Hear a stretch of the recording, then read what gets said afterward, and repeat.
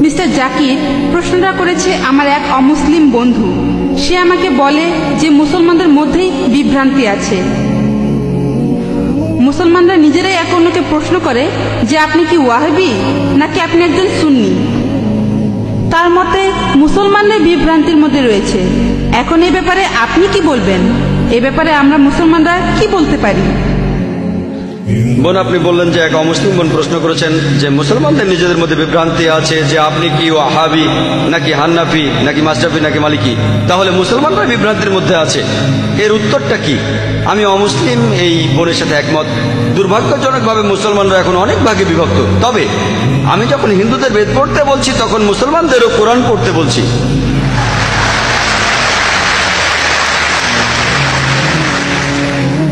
আল্লাহ পবিত্র কোরআনে বলেছেন, সূরা আল ইমরানের 103 নম্বর আয়াতে আল্লাহ তাআলা বলেছেন, ওয়াতাসিমু বিহাবলিল্লাহি জামিআন ওয়া লা তাফাররাকু। আল্লাহর রজ্জু শক্ত করে ধরো আর বিচ্ছিন্ন হও না। আমরা আল্লাহর রশি ধরবো, আর সেই রশি হলো পবিত্র কোরআন আর সহিহ হাদিস।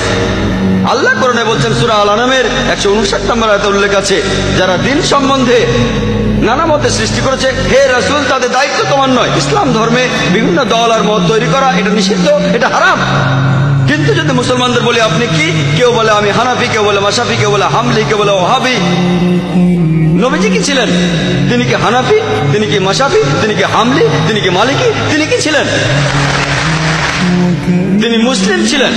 পবিত্র কোরআনে সূরা আল ইমরানের 52 নম্বর আয়াতে উল্লেখ করা আছে, ঈসা আলাইহিস সালাম, যীশু খ্রিস্ট, তিনি মুসলমান ছিলেন। পবিত্র কোরআনে সূরা আল ইমরানের 67 নম্বর আয়াতে উল্লেখ আছে যে ইব্রাহিম আলাইহিস সালাম, তিনিও মুসলিম ছিলেন। পবিত্র কোরআনে সূরা ফুসিলাতের 33 নম্বর আয়াতে উল্লেখ করা আছে, ওমান আহসানু ক্বালাম মিম্মান দাআ ইলাল্লাহি ওয়া আমিলা সালিহান ক্বালা ইন্নানি মিনাল মুসলিমিন।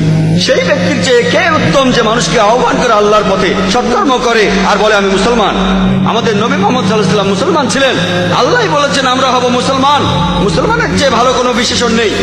আর চারজন বিখ্যাত ইমামের সবাই, ইমাম আবু হানিফা, ইমাম মাশরাফি, ইমাম আহমদ ইবনে হাম্বল, ইমাম মালিক, আল্লাহ সবাইকে শান্তিতে রাখুন, তারা বিখ্যাত পণ্ডিত। আমি তাদের সবাইকে শ্রদ্ধা করি, পছন্দ করি, তারা বিখ্যাত পণ্ডিত। আর এই পণ্ডিতদের সবাই বলেছেন, এই চারজন ইমাম বলেছেন, যদি আমার কোনো ফতোয়া আল্লাহ ও রাসূলের বিরুদ্ধে যায় তাহলে তোমরা আমার ফতোয়াকে ছুঁড়ে ফেলে দাও।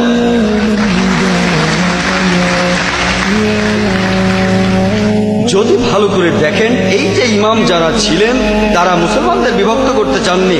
তারা চেয়েছিলেন মানুষ যেন মূল ধর্মগ্রন্থগুলো পড়ে, কোরআন আর সহিহ হাদিস।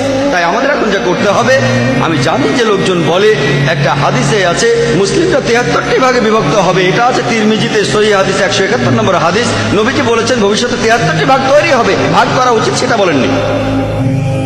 নবীজি জানতেন যে আল্লাহ এই কাজটাকে নিষিদ্ধ করেছেন। তাহলে যেটা করতে পারেন, আল্লাহ আর রাসূলকে মানেন, আর নিজেদের আপনারা যে নামে ডাকতে পারেন সেটা হলো মুসলমান।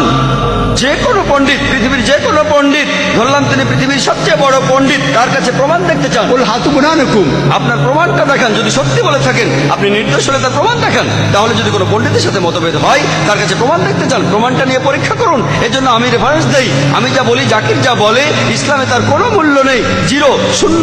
সেজন্যই বলি, জাকির বলেনি, আল্লাহ বলেছেন কুল হুয়াল্লাহু আহাদ, বলো তিনি আল্লাহ এক, অদ্বিতীয়। আমি জাকির বললে ইসলামে এটা মূল্যহীন, শূন্য। আল্লাহ যা কিছু বলেছেন সেটা মানতে হবে, নবীজি বললে সেটাও মানতে হবে। সেজন্য বোন, মুসলিমদের বিভক্ত হওয়া উচিত না, আমাদের শুধু মুসলিমই বলা উচিত। আর কোরআন আর সহিহ হাদিস আমরা মেনে চলবো। যারা বিভিন্ন মতের সৃষ্টি করে তারা ইসলামের বিরুদ্ধে।